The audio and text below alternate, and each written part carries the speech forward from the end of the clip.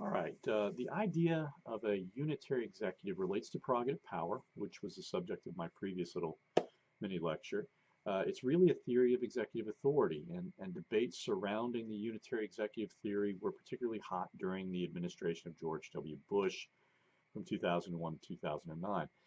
Bush's Vice President Dick Cheney was one of the strongest advocates of unitary executive theory. In fact, he invoked the theory uh, during, I believe, the Iran-Contra hearings, where he actually issued a minority report, kind of asserting that power.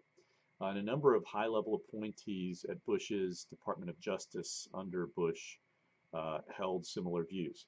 So what is unitary executive theory?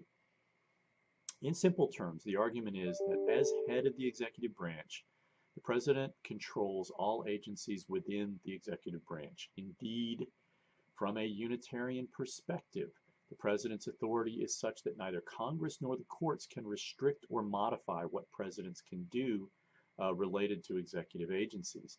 The example the authors used to illustrate this is a fairly extreme one.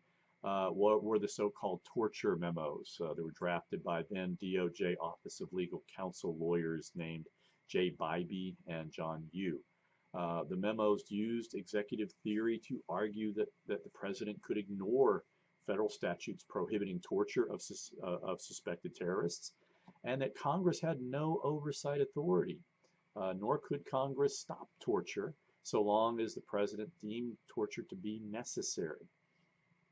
Now, eventually, the torture memos were repudiated, but the question of why such an otherwise conservative administration would adopt such an unqualified view of executive power is certainly worth exploring. One reason appears to be that for some conservatives, a president with this kind of control over the executive branch would be a president that could seriously reduce the size and scope of government and wouldn't have to deal and negotiate and bargain with, with the other institutional actors and with the Democratic Party. So in light of that possibility, do the actions of the Trump administration begin to make a little bit more sense? Is a House of Representatives now controlled by Democrats? Of course, I'm writing this after the November 2018 elections.